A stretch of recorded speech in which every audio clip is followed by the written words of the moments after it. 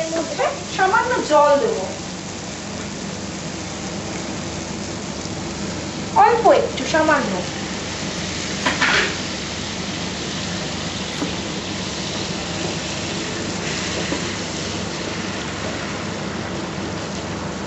এটা একটু gravy gravy আনার জন্য জলটা দিলাম আর কি। জলটা এক্ষুনি শুকিয়ে যাবে, টমেটোটাও কুক হয়ে যাবে তাড়াতাড়ি।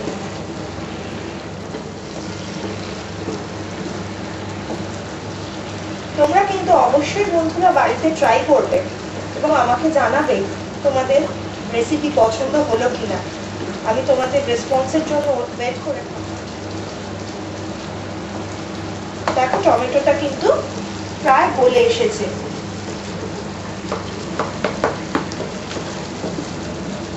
টমেটো কুক হয়ে গেছে। এবারে যেটা দেব, বোনলেস চিকেন গুলো যেগুলো স্ট্রিপস করে কাটা আছে, এবার আমি এর মধ্যে চিকেন গুলো দিয়ে দেবো।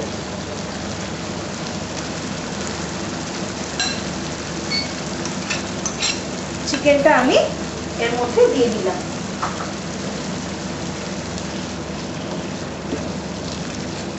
এবার খানিকটা চিকেনটা দেওয়ার পর গ্রেভির মধ্যে চিকেনটা নাড়তে হবে।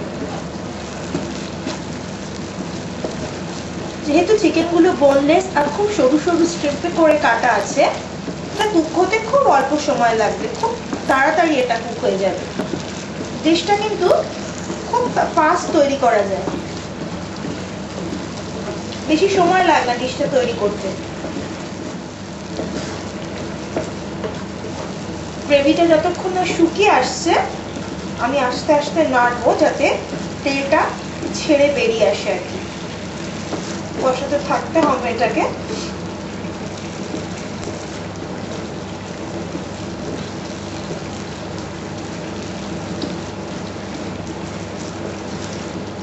এবার হিটটা একটু কমিয়ে রেখে দেবো, যাতে মিনিট 5 মতন সময় লাগবে, খুব বেশি হলে এটা কুক হয়ে যায়। যাতে আমি এটা মিনিট 5 আমি হিটটা কমিয়ে রেখেছিলাম। এটা চিকেনটা কুক হয়ে এসছে। এবারে যেটা দেব, ওই বেল পেপার গুলো, কালারফুল বেল পেপার গুলো এর মধ্যে আমি দেব। এর সঙ্গে অনিয়নও আছে, শুধু বেল পেপার নয়।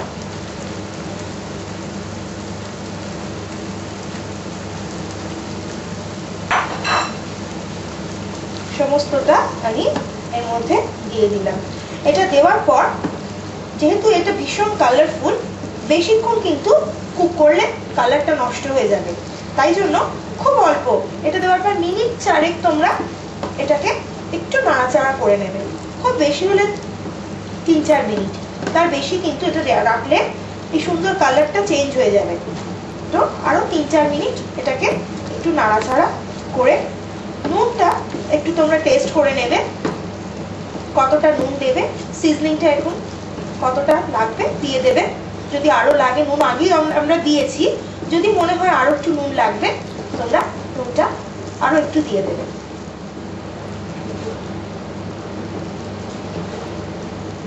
এটা কিন্তু ডিশটা খুব ড্রাই ড্রাই হবে, খুব বেশি গ্রেভি এটাতে থাকে না, শুকনো শুকনো।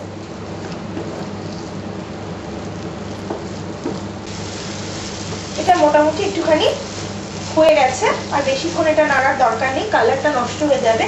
এবার যেটা দিতে হবে সেটা হচ্ছে ভিনিগার।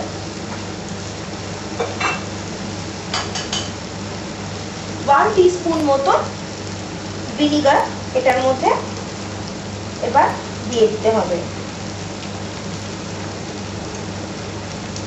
1 টিস্পুন ভিনিগার দিলাম।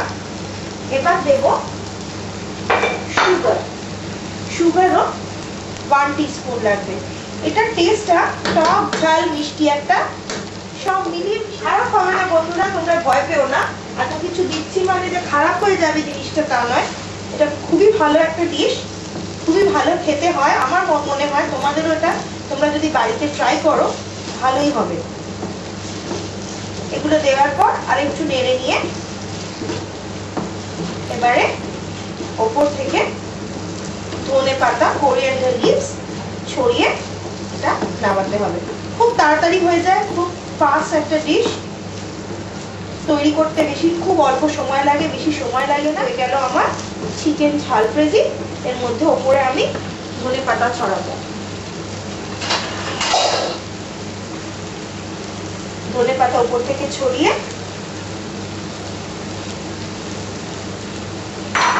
একটু নাড়াচাড়া করে নিই, করে এটাকে আমি লাগিয়ে দেবো।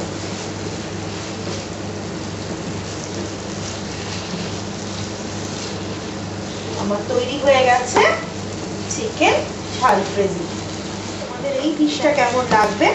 তবে এটা কিন্তু ইন্ডিয়ান যে কোনো ব্রেডের সঙ্গে, পরোটা বলো, রুটি বলো, নান, তন্দুরি, ভীষণ ভালো একটা ডিশ। খুব ভালো লাগে এটার সঙ্গে ইন্ডিয়ান ব্রেড খেতে। তোমরা দেখো ট্রাই করে, আমার মনে হয় নিশ্চয়ই তোমাদেরও ভালো লাগবে। আমার হয়ে গেছে, এবার আমি নামাবো। দেখো বন্ধুরা, আমার ঝালফ্রেজি রেডি। এটাকে আমি একটা সার্ভিং বোলে ঢেলে নিচ্ছি। তোমাদের যে যেরকম সার্ভিং বোলে ঢালতে চাও এটা ঢেলে। এটা কিন্তু খুব কালারফুল একটা ডিশ। দেখো কি কালারফুল দেখাচ্ছে ডিশটা। আমার চিকেন ঝালফ্রেজি রেডি। এবার আমাকে এটা গার্নিশ করতে হবে। গার্নিশিং এর জন্য আমি আগেই বলেছি, আমি কালারফুল বেল পেপার গুলোকে থিন স্লাইসেস করে আইস ওয়াটারে ভিজিয়ে রেখেছিলাম, এটা তো আছে। তাছাড়া কোরিয়েন্ডার লিভসও আমি ওপর থেকে ছড়িয়ে দেব, দেখতে খুব সুন্দর লাগবে অল্প করে। আর এবারে যেটা ছড়িয়ে দেবো, এই যে কালারফুল বেল পেপার গুলোকে আমি অল্প অল্প করে নিয়ে দেখো এরকম করে ছড়িয়ে দেবো। কি কালারফুল একটা ডিশ তোমরা দেখো। খেতে যেরকম ভালো, দেখতেও কিন্তু ডিশটা ততটাই সুন্দর। তোমরা দেখো কত কালারফুল একটা ডিশ।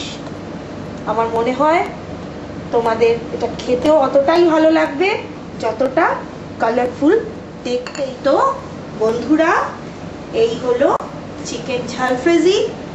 আশা করি আগের বারের মতন এইবারেও তোমাদের চিকেন ঝালফ্রেজি খুব ভালো লাগবে। তোমরা আমাকে আগের বারের মতনই অনেক অনেক রেসপন্স দেবে আর অনেক অনেক ভালোবাসা দেবে। তো আজকের মতন আমি ঝুম তোমাদের কাছ থেকে বিদায় নিচ্ছি। আবার তোমাদের উৎসাহ আর ভালোবাসা যদি পাই, অবশ্যই কথা দিচ্ছি আবার আসবো নতুন আরো আরো আরো অনেক রেসিপি নিয়ে। তো এখন বাই, টাটা।